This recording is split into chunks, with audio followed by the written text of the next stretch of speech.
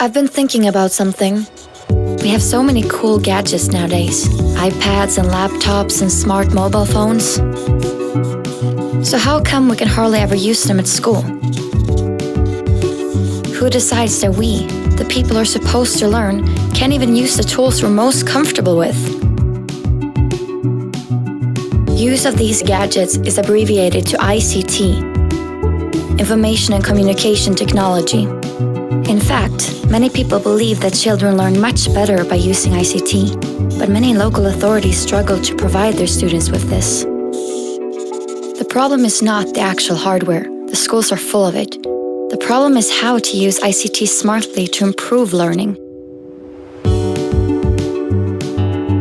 But why is better learning important? Well, Norwegians like to think they are the best. However, the truth is that even though Norway spends more money on schools than most countries, Norwegian students score average on international PISA and TIMSS tests. Why is it like that? And what are the consequences? Norway currently makes a good living from its oil. However, it could all be gone by as soon as 2030. People say that after the oil, we will live off knowledge. As far as I can see, this means that more of us will have to get a good education. But with so many of our young people dropping out of high school, can we really claim that we're on the right path to become a knowledge-based society? It doesn't look like it. Are we just expecting our students to suddenly realize that they are the nation's future and get their act together? Or should we try to make schools more relevant and motivating for students so that this happens naturally? If more students learn better, would that possibly motivate them to continue and not drop out of high school? Wouldn't that actually help to create a knowledge-based society?